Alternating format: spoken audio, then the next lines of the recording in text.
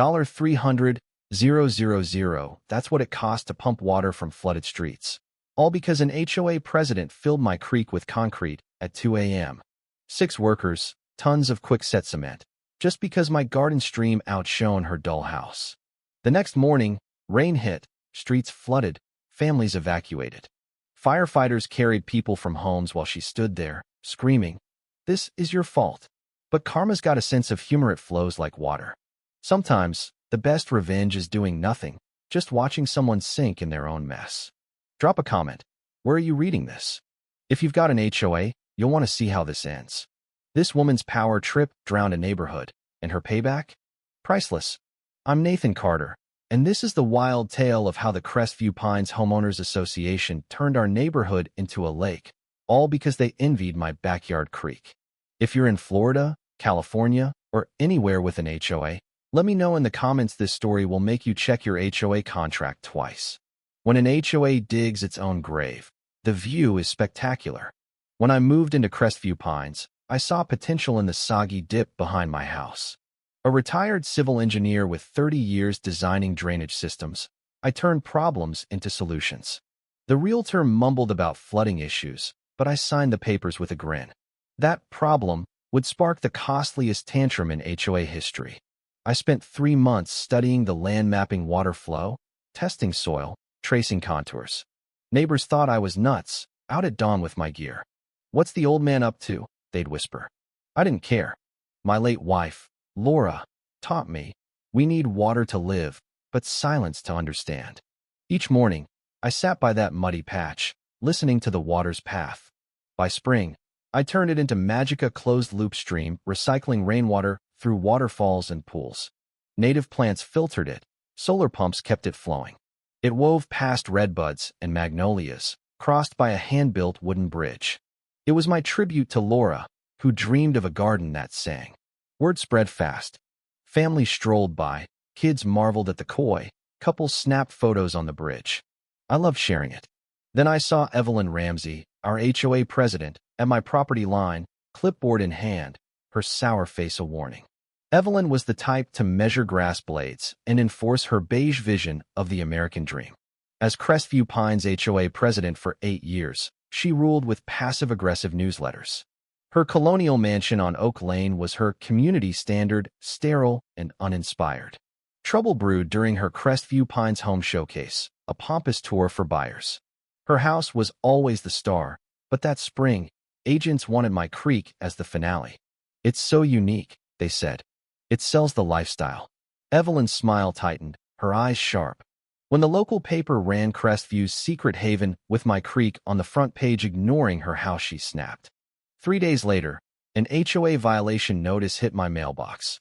Unauthorized drainage modification, flood hazard. Signed by Evelyn. It demanded I stop the water flow and attend a board meeting. I laughed, standing in my driveway. Stop water? Might as well stop gravity. That night, I drafted a 20-page response diagrams, soil tests, calculations proving my creek prevented flooding. I included rainfall data showing no floods in 50 years and explained how my design managed storm water. Sent by certified mail, it was my opening salvo in Evelyn's bureaucratic game. I'd outlasted red tape longer than she'd been alive. The next morning, the Crestview Pines social media group blew up. Evelyn posted a rant about safety and liability, warning of rising insurance rates. But neighbors fought back, sharing photos of kids feeding koi, praising the garden's peace. The community split, Team Evelyn versus Team Nathan. The urgent HOA meeting, dubbed Flood Hazard Discussion, was set for Tuesday at 7 p.m. in the community center. Evelyn's red-letter notices screamed drama. I arrived early, finding a packed lot and neighbors buzzing. Evelyn had hired security, 2 burly guys checking names at the door. For an HOA meeting? The center was staged like a courtroom, Evelyn and her 4 bored cronies on a platform, a projector ready. Overkill for a backyard stream. I sat in the 3rd row, nodding to allies. Mike Larson, a retired engineer, whispered, "Your system's better than most city projects." This is absurd. Evelyn opened with 3 gavel raps. Yes, she had a gavel. "We're here to address a grave threat to our safety and property values," she said, voice thick with fake concern. A photo of my creek, angled to look ominous, flashed on screen. Mr. Carter built this without approval. Our expert says it risks flooding 30 homes. Her expert was her cousin, Kyle, a jittery guy who bumbled through a presentation of misused terms and shoddy models, claiming my creek could cause tsunami-like floods. Mike snorted. Even Evelyn's allies looked dubious. When Evelyn took questions, she called only her cronies. "What about our kids' safety?" asked her friend Susan Hayes. "Will this raise insurance?" asked Greg Nolan, whose firm got all HOA contracts. It was a scripted farce. Mike stood uncalled. "This is nonsense," he boomed. "I'm an engineer with 40 years' experience." That presentation was ignorant. Nathan's system stops flooding. He cited his own flood loss in '98, blaming developers who ignored nature. Nathan works with it. Chaos erupted. Neighbors shouted questions Evelyn couldn't answer. Someone showed no floods in local history. Kyle flopped defending his slides. I sat quiet, noting everything. Evelyn's final gambit. The board voted Mr. Carter has 30 days to remove his feature or face legal action. Silence fell. "You can't do that without community input," someone yelled.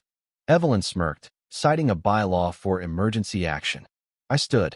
"Evelyn, I'll see you in court. I have permits, data, and neighbors' support. Why does my creek bother you so much?" Her mask slipped, revealing venom. "Meeting adjourned," she snapped, storming out. Social media went wild. Kyle's slides became memes. A Save Nathan's Creek group hit 200 members overnight. Evelyn retaliated with petty violations. "Me mailbox was too low. My bins visible. Harassment to break me." Then Anna Delgado, a new neighbor, visited, admiring my garden and asking about the drama. Something felt familiar, but I brushed it off. That night, an anonymous text warned, "Check your cameras tonight, they're replanning something." It bounced back undeliverable. Paranoid, I watched my security feeds, feeling silly until 11 p.m., when 2 trucks from Ramsey Builders Evelyn's brother's company rolled up. 6 workers unloaded quickset concrete. Evelyn's BMW idled nearby, her silhouette visible. This was war. I wanted to confront them, but heard Laura. "Build with wisdom, not anger."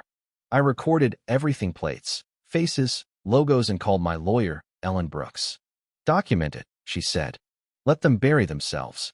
For 3 hours, they poured concrete, killing my creek, Maples, and Laura's dream. Evelyn directed them like a general. At 2 a.m., Anna jogged by, snapping photos and making a call. The workers tensed, but she waved and left. I was glad for another witness. By 3:30 a.m., they were gone. My creek was a concrete scar, fish dead, bridge skewed. Rage boiled, but Anna reappeared. "I'm sorry," she said then. "I got HD video, perfect angles." I stared. "You're not a neighbor, are you?" She grinned. "Investigative journalist. I've tracked Evelyn's HOA scams for months. This might end her." At dawn, I called the police for vandalism. Officer Hayes saw the creek and whistled. "Expensive fix." I handed him a USB of footage. "I know who did it." Evelyn arrived, feigning shock. "What happened to your garden?" Her act was flawless, but rain began to fire a Texas downpour. Water pooled, blocked by her concrete dam, flooding streets. Evelyn's concern turned real. "It'll drain," she said. It didn't. Water rose, hitting driveways and garages. Texts flooded in. "Our street's a lake." Her flood hazard lie became reality because of her. Within 2 hours, Crestview Pines was Venice. Water hit 18 inches on Oak Lane, Evelyn's low-lying house worst off. Her lawn became a swamp. Roses drowned. She called frantically as news crews arrived, filming her fire department rescue and waiters. The footage went viral. The next day, stagnant water and sewage stank. The HOA met in a flooded high school gym. Evelyn, in borrowed clothes, blamed my creek. Mike stood. "Your concrete caused this, not Nathan's system." He revealed neighbors' footage of Ramsey trucks. The crowd roared, demanding answers. Evelyn announced a $300,000 flood cleanup, billing each home $1,200. Outrage exploded. Anna stood. "Is the cleanup firm owned by your cousin Kyle, who lied about flood risks?" Evelyn floundered. "It was competitive bidding." Anna held up a pre-flood contract. Chaos ensued. Board members distanced themselves. I sat quiet, Laura's wisdom guiding me. Water receded, revealing ruin. Costs soared past $300,000. A kid, Lily Evans, gave me a drawing of my old creek, writing, "Sorry the mean lady broke it." It hit Metas wasn't just my fight. The creek was the community's. I vowed to rebuild better. Evelyn sued me for $300,000, claiming my creek caused the flood and accused me of tax fraud. Mike rallied neighbors to dig out concrete, defying Evelyn's evidence preservation order. A deputy shrugged off her complaints. "It's private property." Evelyn admitted, "I was here first. You and your garden made me irrelevant." It was about power, not floods. Anna's expose, HOA chief's concrete scheme floods homes, went viral, detailing Evelyn's embezzlement, rigged bids, and harassment. Photos showed her with Ramsey Builders' owner pre-destruction. Neighbors shared horror stories, fines for minor violations, forced removals. Evelyn's press conference flopped, her act of God claim mocked. A survey showed 80% of residents had issues with Evelyn, 60% faced threats. Mike used a bylaw to call a recall vote, securing 35% of signatures.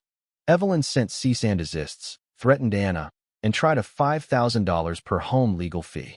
Residents refused HOA payments, and lawyers fought pro bono. The Crestview Revolt was born. Evelyn photographed my restoration, claiming it was a crime scene.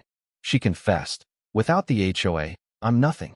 I learned her house was triple mortgaged, her HOA salary and kickbacks her lifeline. "Resign," I urged. She refused. A moving truck hit her house pre-vote. Her lawyer said she left due to a toxic environment. Truth was, feds probed her for tax evasion and fraud, triggered by the concrete fiasco. The recall swept out her board. Mike became interim president, dropping my lawsuit. Evelyn's $300,000 suit proceeded. Ellen was eager. "We'll countersue for property damage, defamation, and distress."